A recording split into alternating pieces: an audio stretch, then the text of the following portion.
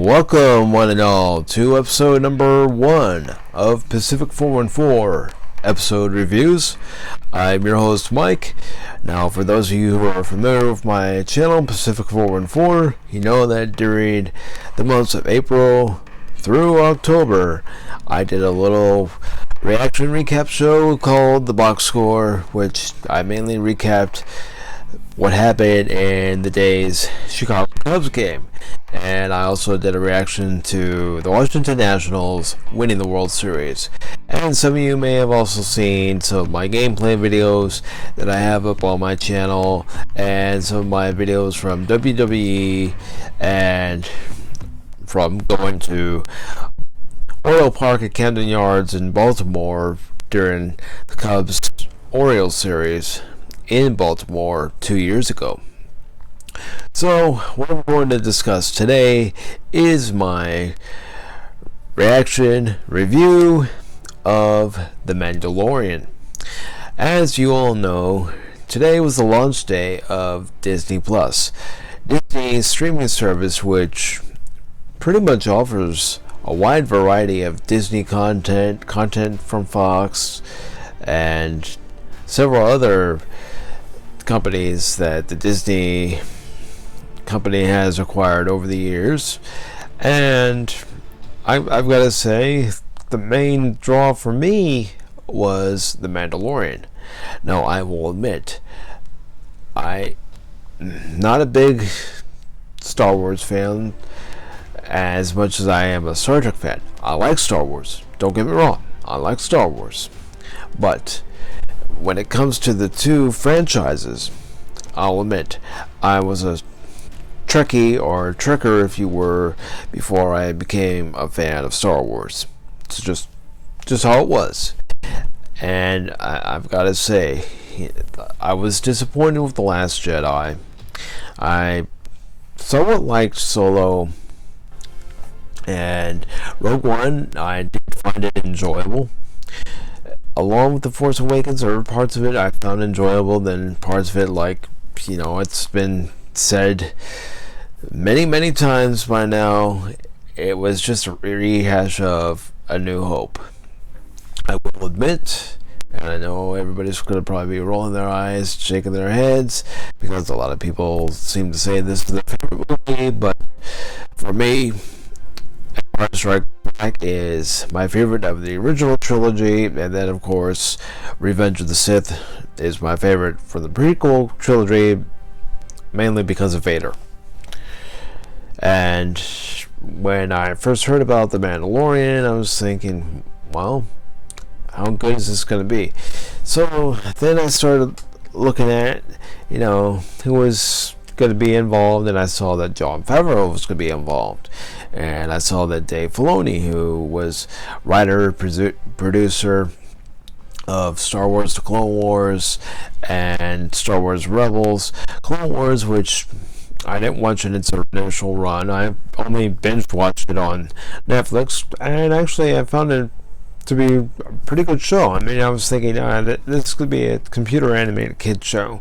It's not going to be for me, but then I started watching it, I'm thinking, it's not really a kid show, and they do kind of go into deep subjects, and I was surprised to see how many deaths, character deaths there were in the show. And I was thinking, wow, really? I mean, back when I was a kid, and this will give you an idea how old I am, I remember going to see Transformers the movie back in August of '86, and everybody knows the big trauma of that was the death of Optimus Prime. Well, I mean, kids today, they're used to seeing their cartoon characters die, and some of the shows, not all of them, some of the shows, because I'll admit I don't watch any of these other shows that I do hear about, but shows like the Clone Wars, like I said, to see that they would actually have characters, die on screen, that was surprising to me. But, it's also with the times, like I said, 86, Transformers the movie, Optimus Prime. So, that's where I'm coming from on that. And I'm sorry if everything looks a little wonky. I had a little trouble getting my setup ready for this, but this is the best I've got for this episode. I'm gonna improve. Don't worry. But anyways, did I like The Mandalorian? This was the premiere episode. Yes. Do I wish it was longer? Yes. I wish it was a longer premiere episode, but you've got to understand where I'm coming from. I'm used to, premiere episodes of Star Trek, whether it be The Next Generation, Deep Space Nine, Voyager, Enterprise, being 2 hours long for a premiere episode, or, any other series that had a 2-hour premiere. And I do have to say that, I was a little disappointed that this episode was only, I think, 47 minutes long. But other than that, the way they started off was pretty well. I really enjoyed it, and, I'm going to be back next week. I'm curious to learn more about our Mandalorian friend, and also to see what other characters might show up from the Star Wars universe, if any, and what different characters we're introduced to that are specifically created for the series. I'm probably going to be rambling here most of the time, but I did enjoy this series. I really did, and I will definitely be back. I've got to say that everybody involved in this first episode hit it out of the park, and again, all I can say is I really enjoyed it, and I'm gonna be tuning in next week to see episode 2. So I'm sorry for not, giving away any details or going into detail about the series, but I did like a few things, and this is going to be a spoiler for anyone, but I did like to see that they brought back, frozen carbonite from Empire, so that was nice.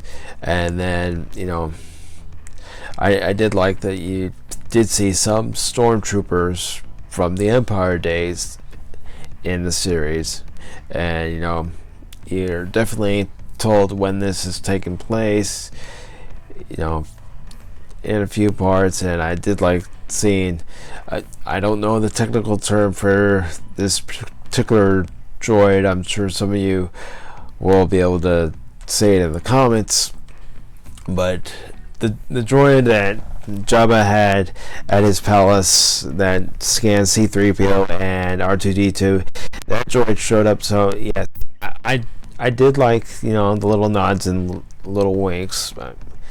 I mean, it pretty much lets you know right away, even without those nods and winks, that you are in the Star Wars universe. The only thing I wasn't too crazy about was the score. It didn't seem like it fit the series, but who knows, maybe as I hear more, it'll warm up to me. I mean, parts of it seemed a little bit like the remake of Battlestar Galactica, which that was another series I did enjoy when it was on during its 4 seasons. But other parts, it's like, yeah, I'm not feeling it. And to me, not only is the episode with the dialogue and the way the episodes were written and the way the characters interact with each other is supposed to immerse you into that episode, but the music itself, in my opinion, is a way of immersing the viewer into the episode. So we'll see what happens as the series goes on, but I will say that I thoroughly enjoyed this series, and I will be back to watch episode 2. And yes, there will be a time during these reviews where it won't be Pacific 414 episode reviews, but it will be movie reviews, because as we all know, December 20th, The Rise of Skywalker comes out. The supposed final chapter in the Skywalker saga comes out, and we'll see how it goes. I will admit, I did not like The Last Jedi, and you've already heard what I said about The Force Awakens, but I'm always willing to give a movie another chance. So hopefully, when The Rise of Skywalker comes out, hopefully I'll find a lot of positives to outweigh the negatives of this movie, and I'll give you my honest review. But in the meantime, we've got The Mandalorian, and don't forget, come January 23rd, I believe, on CBS All Access, it'll be Star Trek Picard premiering for Season 1, or as I'm going to call it, Season 8, because as far as I'm concerned, it's The Next Generation Part 2, and we'll see how that goes. And then there's Discovery, so we'll see. I hope you all enjoyed this, and I hope to see you again next week for another review of The Mandalorian. Thank you, and have a great night.